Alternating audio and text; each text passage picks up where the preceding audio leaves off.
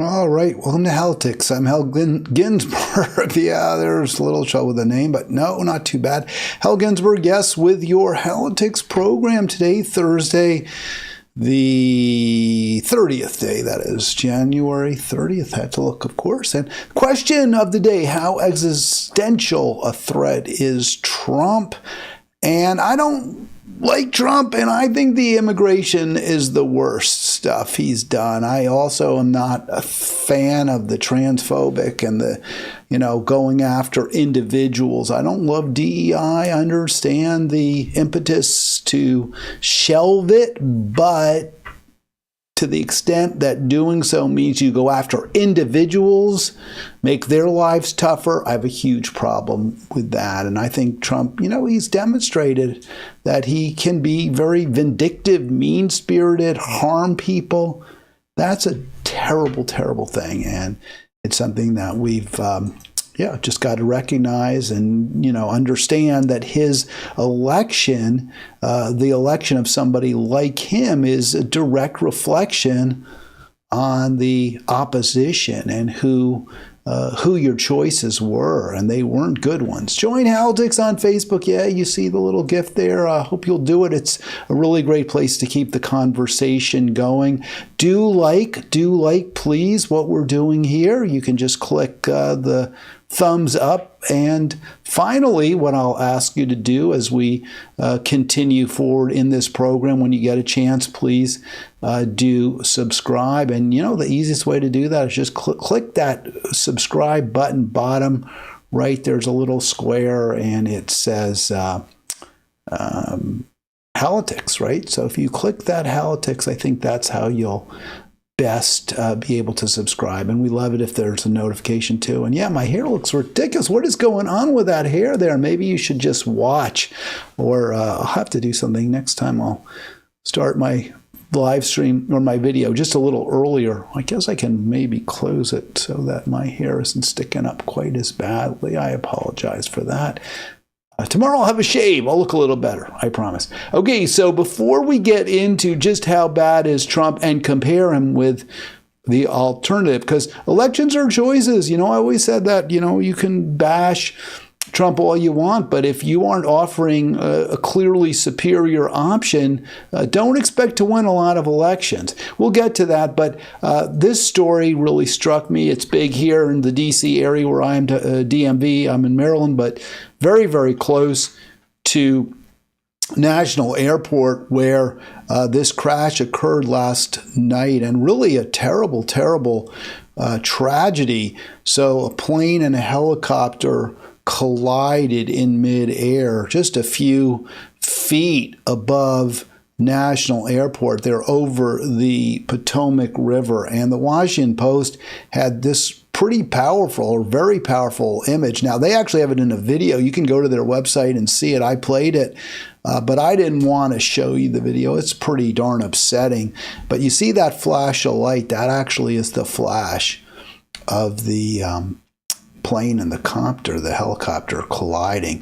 The plane, a commercial small jet, I believe, operated by American Eagle. This was a little before 10 p.m. last night over the Potomac River, right near where I live. A small American Airlines operated by American Eagle jet colliding with a helicopter, a military helicopter. I guess they call those Black Hawks. Is that right? I think there was a movie called Black Hawk Down. And so that was the military plane. It's unclear, who was to blame, what happened there. But I will say this, and I actually was talking to my son about this because I may have mentioned this. Did I mention it? I was in Indiana with him over the weekend. I think I mentioned that. We flew to Indianapolis Saturday and returned Sunday evening. And my son said that was the exact route we took to approach the runway when we landed Sunday, which I wouldn't be surprised. That's one of the two, is either you're coming south or north over the river. So I believe that plane is coming south. In any event, that's, I believe, or at least he said he would know, that's the kind of information he's very, very reliable about that was exactly the route we took. So yeah, if there had been a military helicopter there, we might have run into it. This was at night, so visibility is poor. There's a lot of lights. There's a lot of light pollution that makes it more difficult for the pilots. And that is just a dangerous airport. I mean, just flat out, it's a dangerous airport. I'm going to make an effort going forward not to fly into or out of Reagan National, if you want to put the president's name there. Some of us on the left don't really like to call it Reagan National, but that is certainly its official name. I'm going to do my utmost not to use that airport for flying. I note it is very convenient. It's close to where we live. It's easy. The drive is very convenient on weekends. There's virtually no traffic. On weekdays, you can run into a lot of commuter traffic. But I don't want to take that risk. I mean, any airport can be dangerous. But if you approach, when you fly into or out of Dulles, for example, it's just like in this huge flat field. There's nothing around it. There's just grass everywhere. It looks so much easier. Whereas the approach, kind of in a little peninsula jutting into the Potomac River, there's no room for error. I don't know how long the runways are. I don't believe they're as long as they are. The runways seem to stretch forever at Dulles. I got to believe all of that makes Dulles a much safer place. And again, much less visual pollution, less light pollution. There aren't tall buildings or medium-sized buildings around. It's just a safer place, clearly, to land. Dulles would be and to take off from. So I'm really going to make an effort, but I feel very bad, not to fly into or out of National. And maybe I just, you have to just be kind of say cold turkey to that, because when you make the reservations, it looks so easy often to fly into or out of National. If the flight, if the time is good, you just want to say, yeah, let's do it. But and I also need to just fly less, which I have been doing, haven't flown recently. So no survivors from DC plane crash, officials said, as recovery operations begin. And I put the numbers there, 60 passengers and 4 crew members on the American Eagle flight, and then 3 more dead on that helicopter. Apparently some of the passengers on that American Airlines aircraft were figure skaters, American and Russian, who were on some kind of a joint goodwill tour in Kansas. So that makes this, I guess, sort of in a way, it seems really, really sad. Not that it wouldn't have anyway, but just to think, hey, we're in tensions with Russia. There's obviously the relationship isn't good. And then you have folks who are together doing athletics, hoping to build a better relationship, and then they're killed. Just terrible. All right, 240-242-5646. If you want to join me, would love to talk to you. And again, the main topic, the theme, if you will, is how great a threat is Donald Trump. And he's been called an existential, no question about it. Donald Trump, Donald dictator on day one, is an existential threat to our democracy. And I kind of, I guess, ran with that fear-mongering by the Democratic Party to say, hey, is he a threat to our very existence? That's sort of a bigger, you call something an existential threat, that means that your existence is at risk. And there are a lot of places where we really have to look at our planet, right? The doomsday clock, like 11:58 or 11:59, whatever, it's pretty late. So I look at the biggest threats to our continued existence, and even areas where maybe our existence isn't threatened, but our freedoms, our democracy, our national soul. And where does Trump fit into that? Is he that grave a threat compared to what we've faced beforehand and what we faced under other presidents, and what we were facing when he took office? So we'll get right into that. 240-242-5646 if you want to join me today. And I think, there's just, it's because this is really important. First of all, we saw President Biden welcoming. What did he tell Trump when Trump came into the White House? Welcome home, I think, or welcome back, something of that nature. So that's not consistent with the fear mongering we hear from the Democratic Party, the opposition party, that there's a welcome mat for Trump from Biden. And he and Obama are shown joking around, laughing with each other. And remember, Obama scolded black men because some of them didn't feel it when they were going to vote, maybe not for Kamala. Obama saw that as a terrible betrayal of their blackness. And yet, he said it was, right? I mean, he didn't just feel it, he said it. Scolded, chided. How dare you even consider voting for Trump? Is it because you're sexist? And then he's, they're grab-assing and horse playing around and stuff. It's unseemly. It's unseemly. This is the worst area, I believe, that Trump has demonstrated over time in terms of policy. The cruelty to human beings, that's what breaks my heart.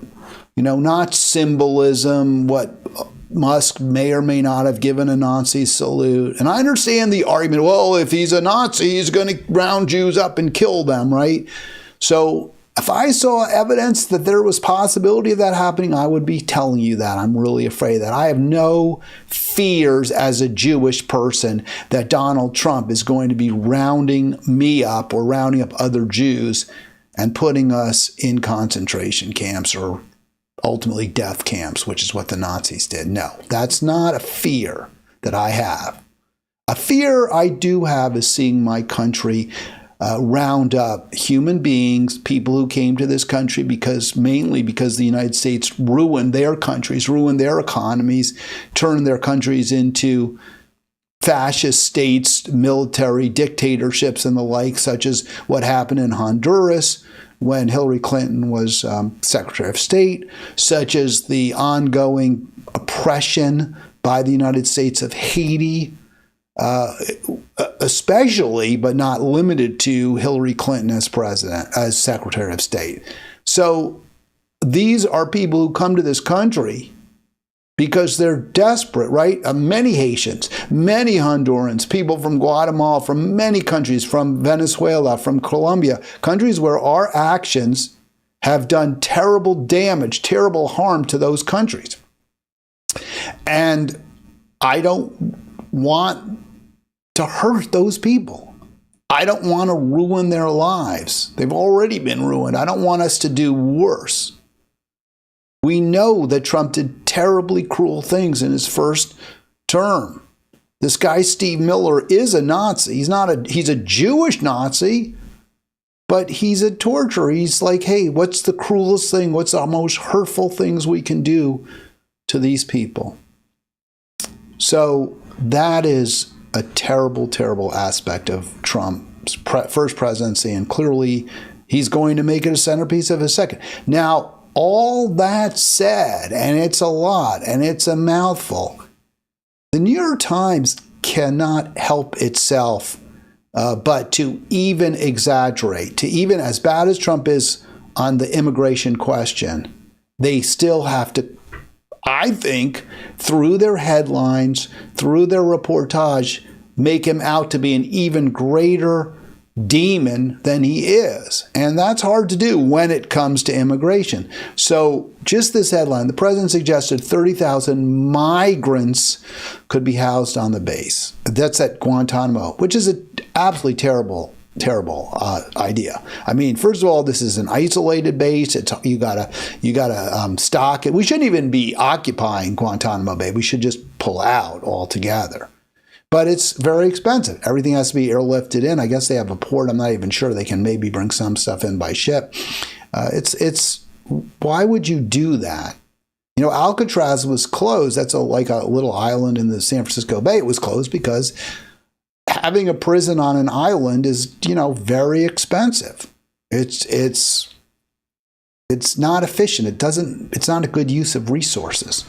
And that's exactly the same with if we put these immigrants on Guantanamo. But what I, say it's misleading is because the headline is suggested 30,000 migrants. So they're saying, oh, just these innocent people, these migrants. And I don't like the demonizing of immigrants as criminals, and they're totally overstated. And accusations do not mean truth.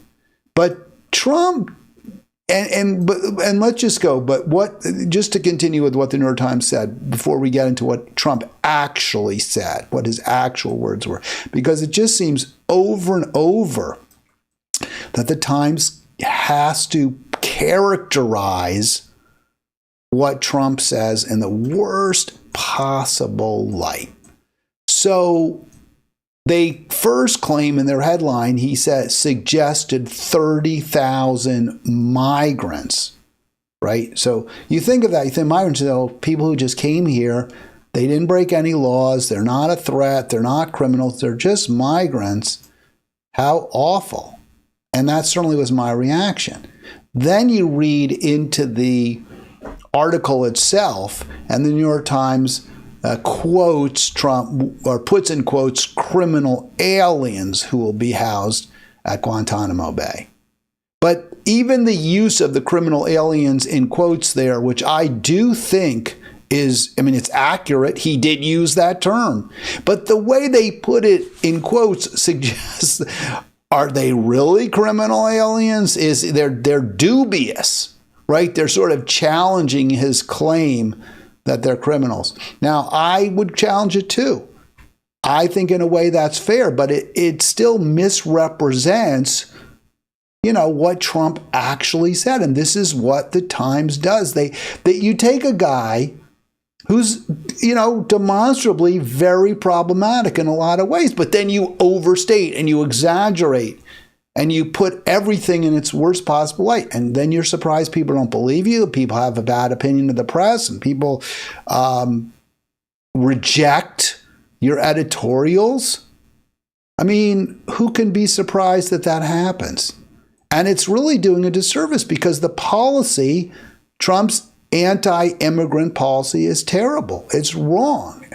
I know some of you probably disagree. If you do, give me a call, 240-242-5646. And by the way, if you agree, call 240-242-5646. Either way, give me a call. Here's what Trump actually said. President Donald Trump said Wednesday that he is directing the opening of a detention center at Guantanamo Bay to hold up to 30,000 immigrants who are living illegally in the United States and cannot be deported to their home countries. All right, so he said, even that report, maybe that was a woman's voice, I'm not sure, AI, I don't know. But even that AP report, well, you'll see, but what their wording was, deport 30,000 immigrants who are living illegally in the United States. But he doesn't say the reason they'll be deported is because they're living here without documentation, i.e. illegally. He says something a little different. We have 30,000 beds in Guantanamo to detain the worst criminal illegal aliens threatening the American people. Some of them are so bad we don't even trust the countries to hold them because we don't want them coming back, so we're going to send them out to Guantanamo. The U.S. military base has historically been used to detain terrorism suspects.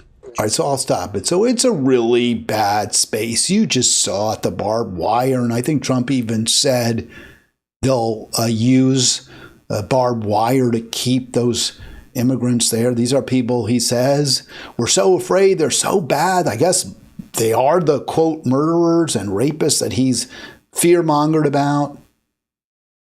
To be fair to Trump, if they really are that ilk, then we do need to protect the rest of society, including other immigrants, from them, or especially, they're probably most likely to be preying on other immigrants. So the way it's characterized by the media, these are illegal, quote, illegal aliens or migrants. It's not really what Trump was saying. What Trump was saying is these are going to be violent offenders, people that we we really don't want around. I mean, I think most of us wouldn't eat regardless of their immigration status. Now, I think that's unfortunate because it's a bad policy, but again, overstated by the media in terms of how bad it appears to be in any event. Let me play a little more from that clip because they're going to talk about the Locke-and-Riley bill, which I also do not like, do not agree with. I don't care what your legal status is in this country. You deserve to be judged of crimes that you're accused of having committed. You should be considered innocent until proven guilty. But let me play the rest of this because, again, this is one of the worst areas I think Trump is betraying the promise of America, which is this is a refuge for people who are oppressed, who are persecuted, who are not free. We are going to be a beacon of liberty, of freedom. Now, are we? No, of course not. Do we consistently fail to live up to our deals? Yes. But I'd like to have a president who at least, describes us aspirationally as a country that will try to provide a welcoming environment for all, a healthy environment for all, a place where we can indeed pursue happiness and will all of us have enough to be happy. But that's not who Trump is, and that's really bad. He's not somebody we want to be our president. Trump made the announcement just before he signed the Lake-and-Riley Act, the first bill of his new administration named after a slain Georgia nursing student whose name became a rallying cry during his White House campaign. While on a run, Laken was attacked, viciously assaulted, beaten, brutalized, and murdered by an illegal alien gang member who was set loose into our country by the last administration.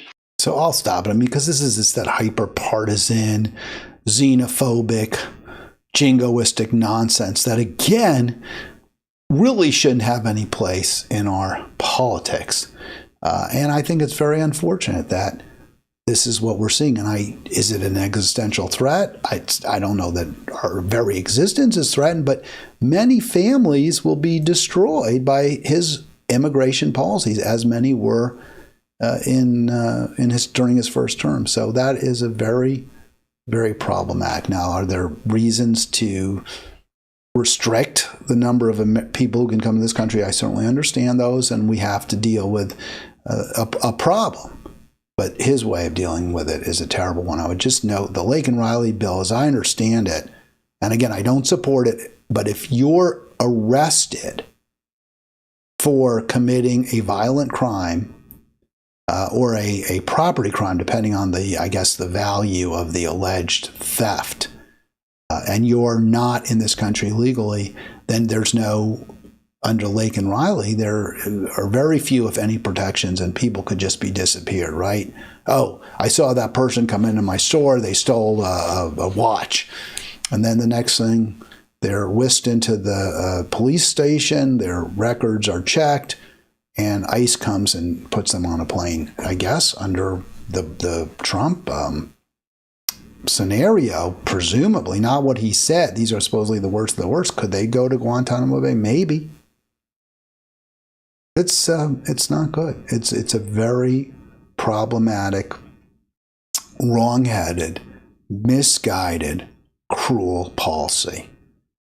I hate that that's something that our country is doing.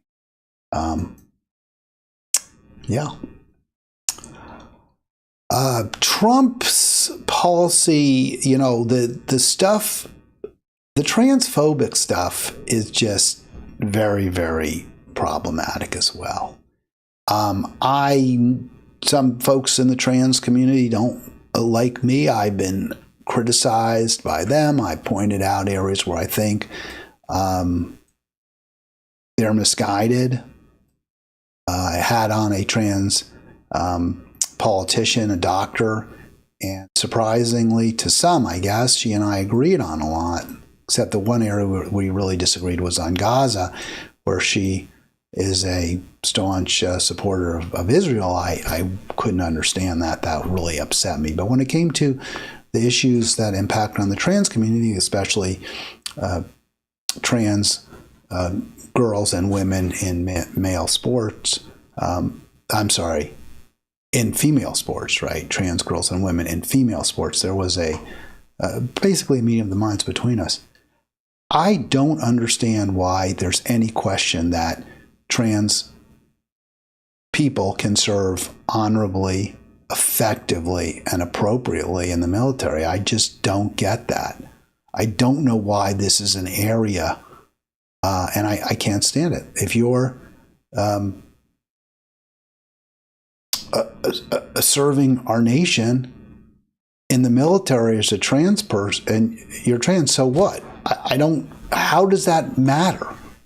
I guess you could envision, I was thinking a lot about this. Okay, maybe I think most officers now, it could be wrong, maybe some officers have bunkmates, especially if you're a lieutenant, were just commissioned. You might not have your own room. I mean, that would be the area where you might run into some issues. Do you house a trans person with their identified gender? Do you house them with their sex at conception? How does that work? Is there going to be some sort of inspection? What do you look like with your pants on? What bathrooms? I mean, all right. Maybe I could see there being some discomfort. You have a naval ship, you have a Navy ship, and the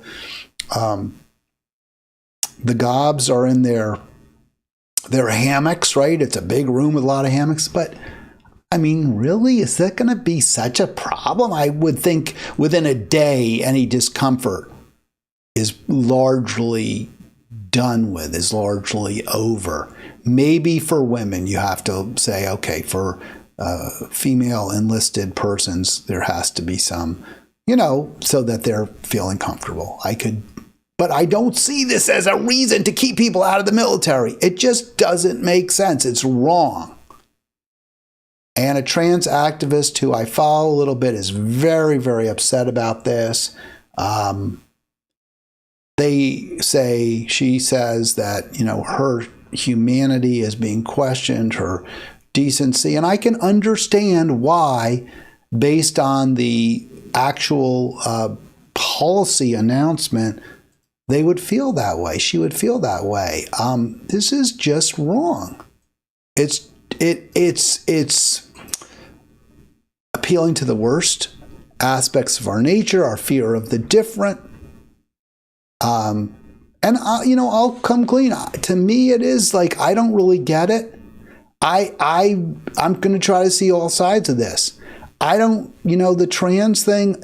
What I have an issue with this more than any other is, as I understand what the trans argument, maybe I need to get a trans activist on the program to discuss. I don't know if I did the last time when I had on Dr. Dana. But what I understand the argument is, you can be born with a penis, you could be conceived as a male, but inside you feel like you're a female. Inside you are. That's what your identity is, right? Is you're a female. But to me, so then you're saying, okay, even though I'm biologically male, I have male genitalia, I'm a woman, I'm a girl, I'm a woman, you're not, saying female with your sex, but okay. So what you're saying is, and I accept this, I truly do. You can be a woman, you can feel like you're a woman, even though you have what are male genitalia. So if you can feel like a woman and be a woman with male genitalia, why would you undergo some sort of reassignment surgery or sex change or hormone treatment or anything? Because you've said, and I think we accept this as a society, at least psychology does, regardless of your appearance, regardless of your physiognomy, you're still a male or a female. So why would you change your physiognomy? That's where I'm a little bit I wonder about that. But that said, look, people do. You got a nose job, right? You feel like you're a person with a small nose, but you have a big nose. Now, that's a little different because you feel like you'll be more attractive to others. But you know what? That's sort of the same rationale, I think, for the sex change, right? As if you're a woman, but you are in a male body, you want people to think of you as a woman, even though you know you are one. And I don't know. To me, I get that, but I'm honestly a little tiny bit queasy with it. That said, too bad. Then I have to get over that. That's my own issue. And that doesn't mean you don't serve in the military. You want to be a soldier? Then I think you should be a soldier as long as you meet whatever the standards are that are gender or sex neutral, right? I mean, if you have to, heard people say, well, there are situations where you need to be strong enough to pull a injured fellow soldier. You have to be able to pull them out of the danger zone. And you have to have a certain level of strength. So okay, well, there should be strength tests, no question. But I don't think you need to be, so strong that only a strong man is able to meet the standard. Because there are plenty of women who are stronger than plenty of men. And I don't think that every man who is weaker than the strongest woman should be foreclosed from military service. So just have a across-the-board standard.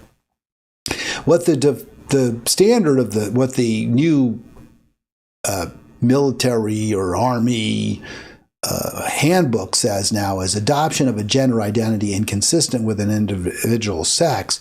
And this is, I think, the statement that really upsets people, rankles, conflicts with commitment to an honorable, truthful, and disciplined lifestyle. All right, so what's wrong with that? Well, first of all, I don't think that people who are trans adopt a gender identity. It is their identity, right? Either, their identity is what it is. It's not adopted. Which is one of the reasons I have a problem with sex assignment, right? Your sex isn't assigned to you. It is your sex. And it's the same with your gender identity. That's not assigned to you either. Someone might think you're one gender, but in the end, you are what you are. So I throw away the whole idea of adopting a gender identity is ridiculous. And yeah, some people's gender identity does conflict with their biological sex. Okay, you're trans. That's just the end of the story. But that doesn't mean you don't get to be in the military. The idea that this conflicts with a commitment to an honorable, truthful, and disciplined lifestyle seems absurd to me. The issue of living a disciplined life, I don't see what they're saying, because you want to wear a dress, so therefore you're not disciplined. That's ridiculous. You know how you tell if a soldier's disciplined? Is their hair neatly, unlike mine, combed? Are they standing straight? Can they do their drills as they're ordered to? Do they keep their cubbies neat and their bed properly made? Do they follow orders? Are they on time? That's how you tell if someone's disciplined.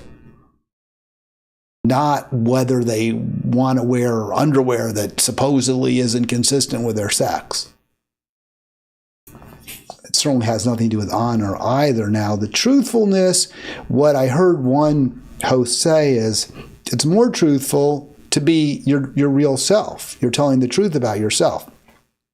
I think there's an argument, well, yeah, but you're telling your truth, but there's the truth that you're male biologically, but you're presenting yourself as a girl or as a woman. Is that truthful? I don't know. I can't, at some point, these questions become too meta for me. I will just say I understand that concern. But none of that should foreclose an individual from serving in the U.S. military. And this is wrong. This is just another bad Trump policy. I don't like it. I don't like when you hurt people And this is going to hurt people. I don't like it. And here's an interview with somebody who knows a heck of a lot better than I do how this will hurt people. This is a trans officer, and she's going to discuss, and I think much more powerfully, probably should have gone to this earlier than I can, just why there's a real cost to our nation by this policy. But what do trans people bring to the service, and what do you fear if they're banned? Oh, wow. So what they bring is an important part of themselves, their full authentic self. You know, the armed forces are not as robust as they used to be. And if you're talking about discharging thousands of fully qualified service members, from a strategic perspective, that creates vulnerabilities and opportunities for our adversaries to exploit. So a lot goes on. You have to realize that transgender service members meet all the standards. They're deployed worldwide even now in the most austere locations possible. And, you know, they're on the land, they're in the air, they're on and under the sea. So they serve as combat arms warriors. They're special operators. They fly aircraft, fixed wing and rotary wing. They're doctors, they're attorneys, they're nuclear engineers, and we have several of the proverbial rocket scientists as well. So there's a lot going on, and they bring a lot to the fight. Former Defense Secretary Lloyd Austin called diversity in our military a strength, something our current Secretary of Defense, Pete Hegseth, has questioned. Do you agree with Secretary Austin? You know, and I should have cut it off a little earlier, but I didn't want to hear that where she addresses the question of diversity. And again, I have made clear I'm not a huge fan of DEI, diversity, equity, inclusion. I think we should be judged as individuals. But I also think that the officer, Swakowski, makes a very good response to that question. So we'll hear it in a moment. You could just hear the pain in her voice, right? This is a woman who has served our nation for a long time. This has been her career. And now she is being as she sees it, and I think fairly, her contributions are being discarded, discounted. The only thing that matters under the Trump administration is her identity as a trans individual. And that's just terrible. It's just wrong. And is this an existential threat? Again, I mean, these are just bad policies. They're hurtful policies. They're wrong. They're immoral. They're soulless. I would note she makes a really strong point, though, which is that it's going to weaken our military. It's going to weaken our ability to defend our nation. I don't think we have to worry. We're the strongest, most destructive force in the world. So I'm not really concerned particularly about the military. But that said, hey, if you're a good, effective, valuable soldier, then we should be able to take advantage of your abilities. So then the question there, which I cut off, was the issue was diversity. Is there value in it? And I think we should be judged as individuals. I don't like the idea, well, we have to have a certain number of contributors from this pod and from that pod and from this place and from that religion and blah, blah, blah. I think that's problematic at very best and leads to a lot of unjust outcomes. But that said, there is value, and the colonel here explains why. Real value. And I think when you are certainly talking about government institutions like the military, like police, like teachers, yeah, you should have a diverse workforce. That should be one of the goals. And it should be, and there's no reason for not to be an overt goal. Person has all the best ideas. And when you expound on that and look at all of the other things that are brought from other perspectives, other diverse perspectives, that's very valuable to the military. So I think that's right. That's exactly correct. Yeah, you want people from different backgrounds. They have different perspectives. They have had different experiences. And also, if you're a soldier of color, I think you don't want to only be taking orders from white officers, right? I think it's understandable that would rankle. Doesn't mean that you only take orders from officers who share your whatever ethnicity or racial background or what have you. No. But I think we recognize that in a hierarchical structure, there's less tension, there's less resentment. It's understandable that people will feel better if they have the sense that they too can rise to the next level, that they too can get promoted, that they too can be a leader, not just a grunt. And so that's something also that should absolutely be kept in mind. Not the only factor, but a factor when determining leadership, when determining who we admit into these institutions and who we promote in these institutions. So Trump getting that very, very wrong. It's harmful. It's bad. Is it existential? Maybe that's a little strong. But yeah, if he's going to start rounding up trans people, which I think is a fear that some have, that would start to push this into the existential realm. And there's certainly a dehumanizing aspect to this order that we should not discount, not minimize. All right, one of the many, let me say it this way. I don't feel that with Trump as president, we've seen a marked, noticeable, or identifiable downturn in our foreign policy. If anything, I've been somewhat pleased with some developments, which we'll get into. An existential threat, I mean, the greatest threat to our existence would be thermonuclear war. That's probably the greatest immediate threat. The greatest long-term threat, probably the global holocaust caused by burning fossil fuels, which we'll touch on today, by the way. 240-242-5646. I'm looking at my stats. Remember I told you I was getting a little bit of herky-jerkiness, that I was afraid there was some buffering. I made a few changes to the settings in my encoder, which is what encodes the stream from my camera, my words that I speak, and all the little images I provide. It seems to have solved it. I see 0 drop frames, which is what you want. None. I'm sort of surprised because when I was doing this test yesterday, I was getting a couple, but very, very, very minimal. So it looks like we're now doing very well here. 240-242-5646 if you want to join me. This is a very brief clip from Forbes where you see Trump shaking war criminal Netanyahu's hand. Very upsetting.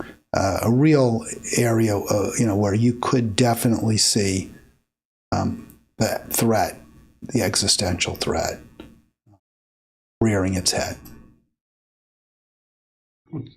Thank you, President Trump, for keeping your promise to give Israel the tools it needs to defend itself, to confront our common enemies, and to secure a future of peace and prosperity. All right, so Netanyahu, they're thanking him for releasing these 1-ton bombs that are incredibly destructive. If Netanyahu thanks you for anything, you're doing something wrong, clearly. And so that is very worrisome. That was a few days ago. I talked about that on the show, but I didn't want to let it go because that's one of the worst things that Trump's done.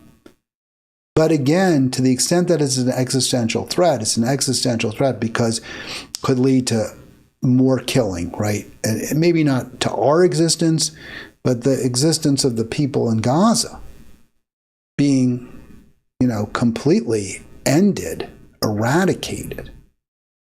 And at this point, I think we could have more hope for their future, slightly less pessimism anyway, than we did under Harris Biden. We talked about this over and over again. The ceasefire continues to hold.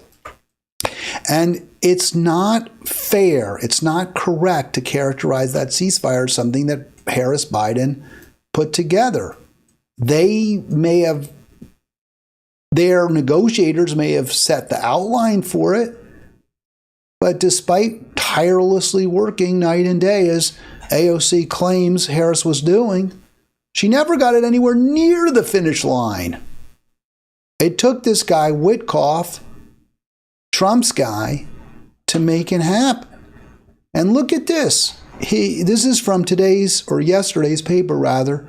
I think it's in today's paper, posted online yesterday. Top U.S. envoy Stephen Witkoff makes rare trip to Gaza to bolster ceasefire. Isn't that amazing? And this is to push for that ceasefire to continue.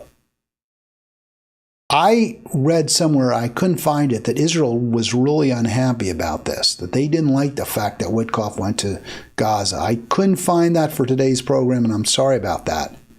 But just as I said, if you get a thank you, an attaboy from Netanyahu, you're probably almost certainly doing something really wrong. If you're being criticized by Israel, if Israel's angry at you, you're probably doing something right, very right. My understanding is that the Israeli government, the Israeli right wing, is not happy with Steve Witkoff. They are not pleased that he is reaching out to Hamas, that he's reaching out to Gaza. And he did. He went there yesterday. And you can compare and contrast that with the previous administration. This is from the New York Times. This hasn't happened before, not in recent years. High-ranking U.S. officials have stayed away from Gaza because of the official American no contact with Hamas policy. So, you know what Trump said? I don't care about that. I want to get peace. I want this to end. I want the killing to stop. So again, we see the bad, the 2,000-pound bombs, and also the statement, we'll clean out Gaza. But we also see an advisor, Trump's guy, meeting with Hamas, having conversations. That's not an existential threat. And this is from Haaretz, which seems to get it right more often than not, as far as I can tell. Now, this could all change in a heartbeat. Israel could resume pounding Gaza, and it wouldn't shock me, and it would break my heart all over again. So this could change in a heartbeat. And the fact that Trump gave him those bombs, I think increases the risk, the likelihood of that happening. But for now, I'll take this. Trump is pushing Bibi to pursue stage 2 of the Israel-Hamas deal. We never got any kind of pushing, right, from Harris-Biden. I know AOC said there was tireless efforts, but I don't remember headlines like that. Biden pushing Netanyahu.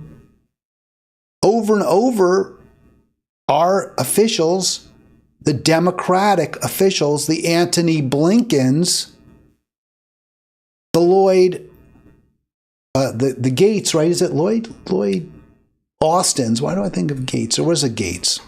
The Lloyd Austins of this world gave Israel everything they wanted.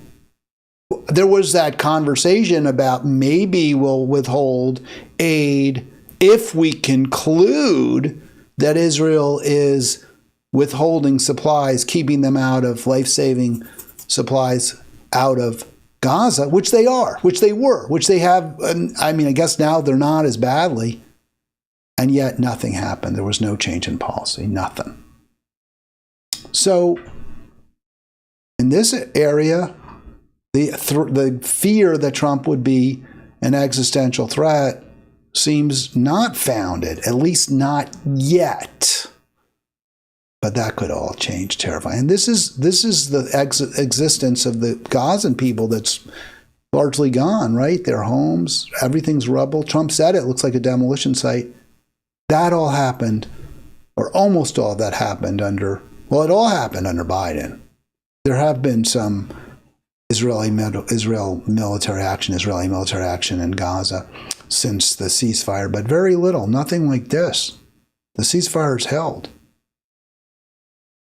And you see those people on that road. That road was completely off limits to Palestinians. It's a road that goes north-south up the middle of Gaza.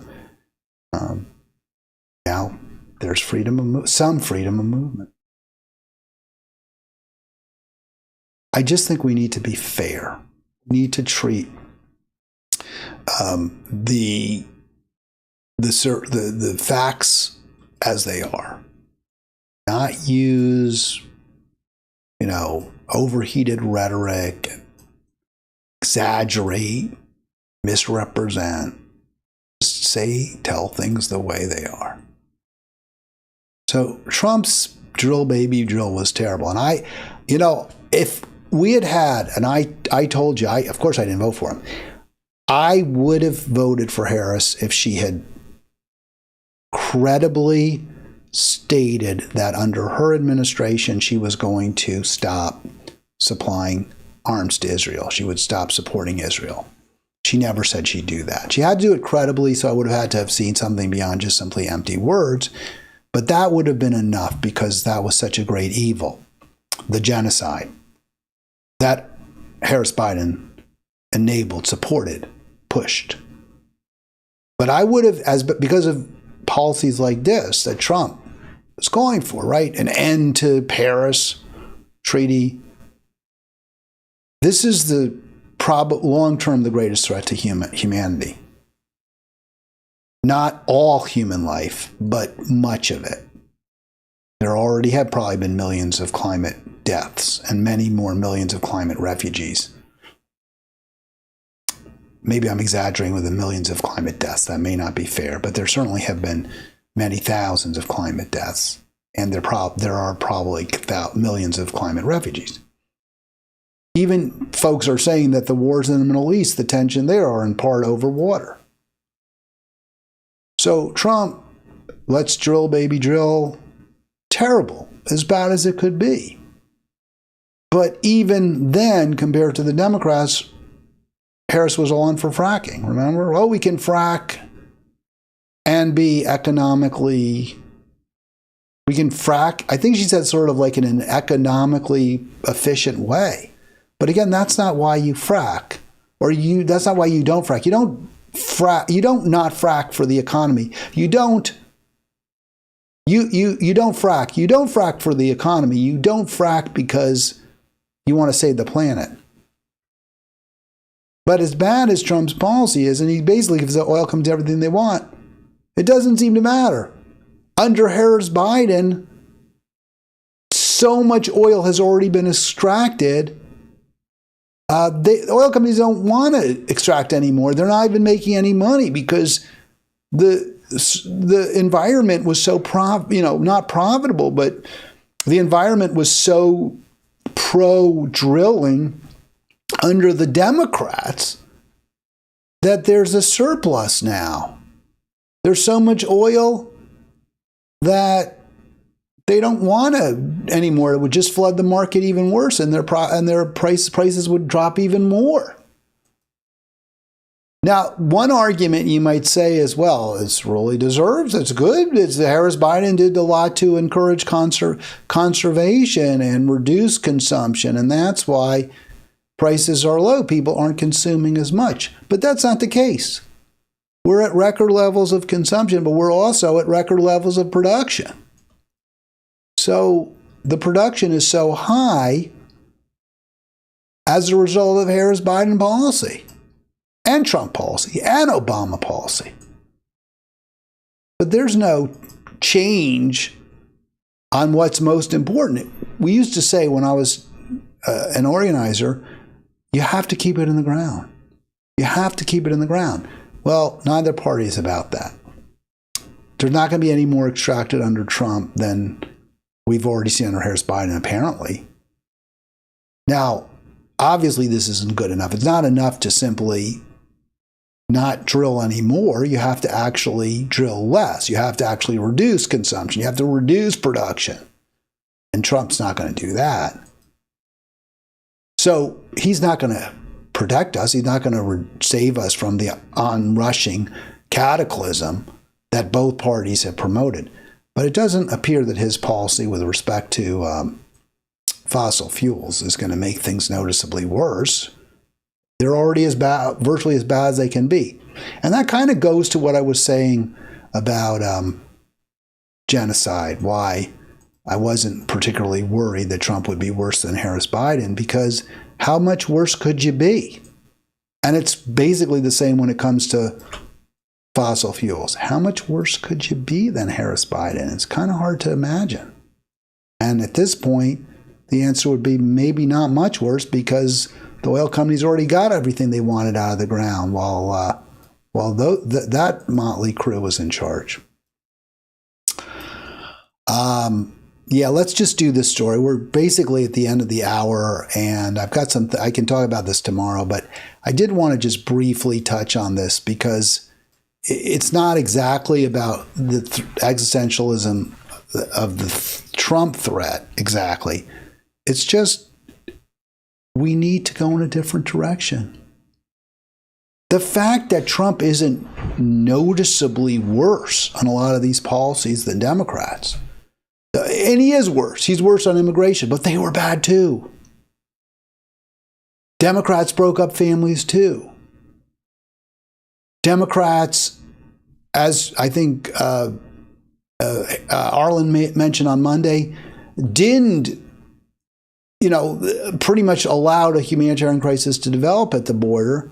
They didn't really help the immigrants, but they just sort of twiddled. And it was very harmful, caused a lot of damage. And Democratic policies are a big reason, and Republican policies are a big reason for the refugees coming into this country, the climate refugees, the political refugees, the refugees from crime and poverty.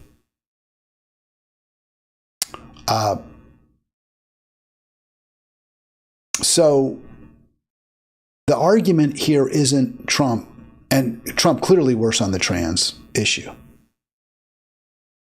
The argument isn't that Trump, that I'm making, because he's not as bad as Democrats sometimes portray him. My argument isn't, so therefore you should vote for Trump.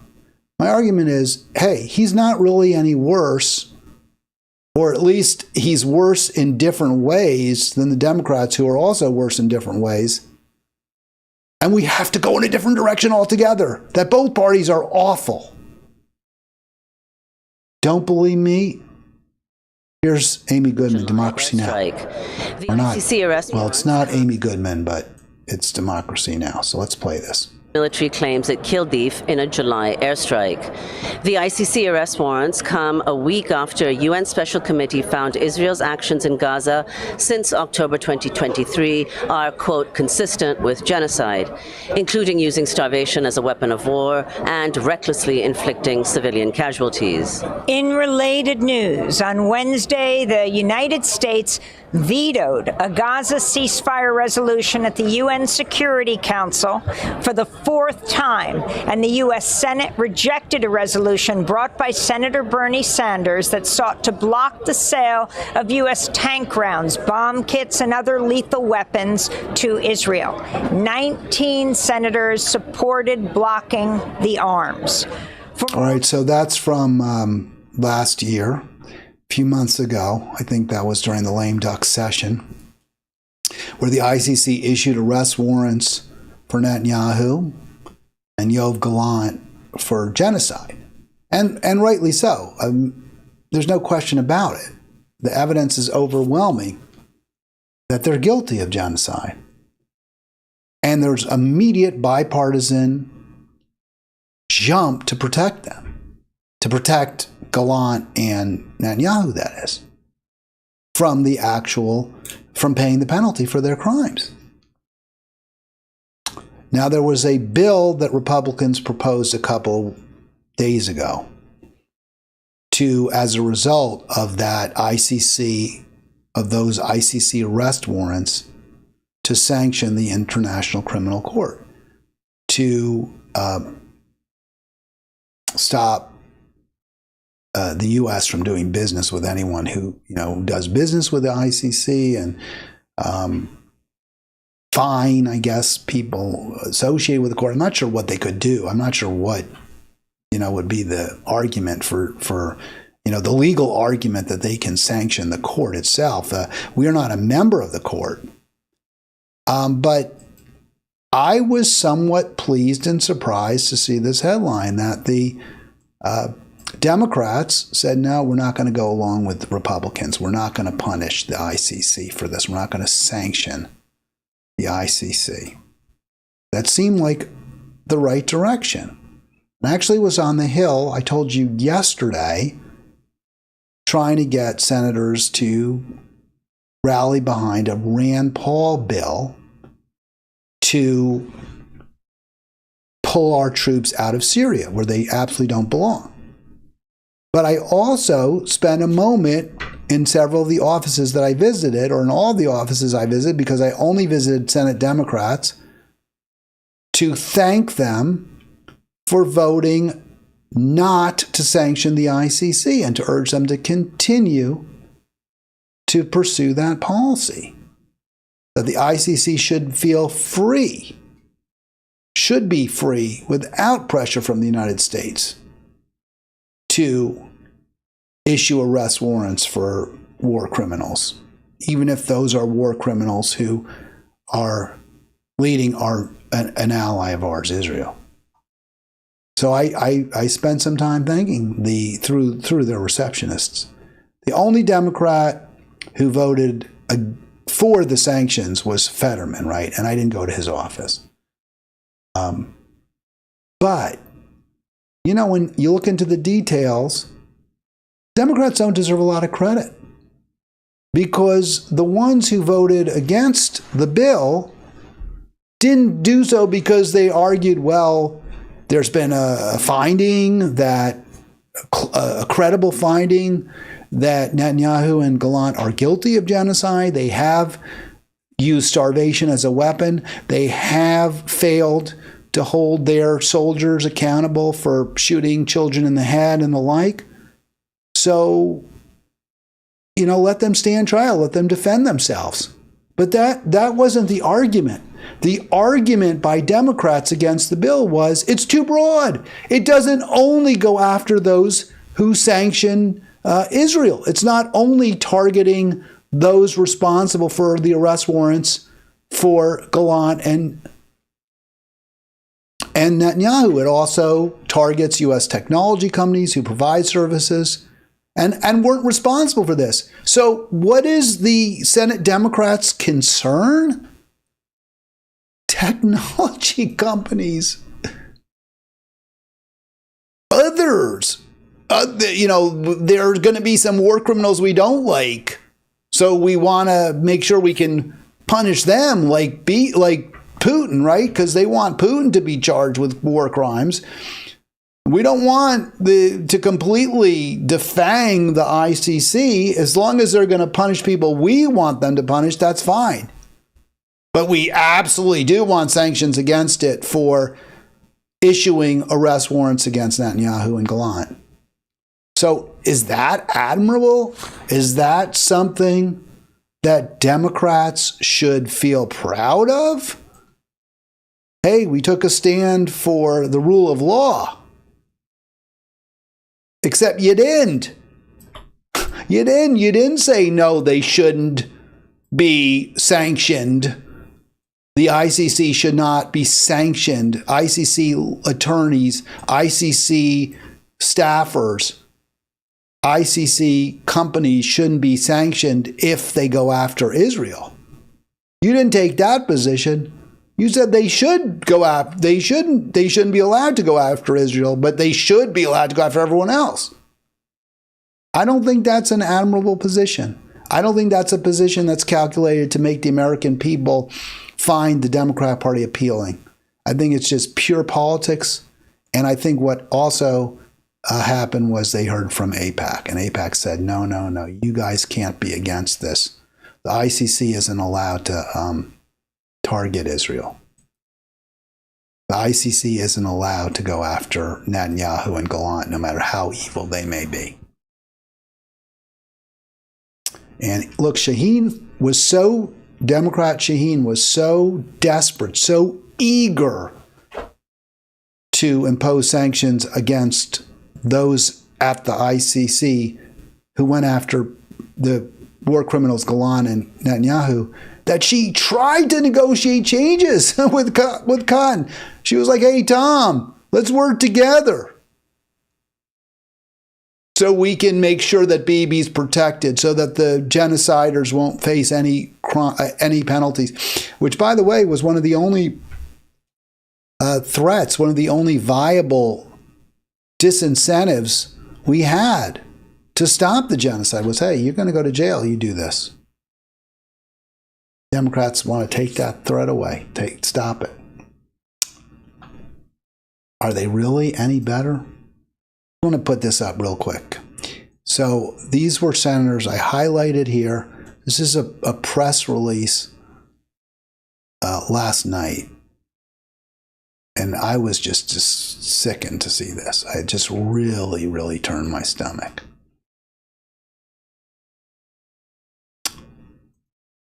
I highlighted the senators I visited yesterday in yellow. So I thanked Senators Mark Kelly, Cory Booker, Richard Blumenthal of Connecticut, and Catherine Cortez Masto of Nevada. I said, hey, thanks for voting against sanctions for the ICC. And they're like receptionists are smiling. Yes, of course. Yeah, of course, blah, blah, blah.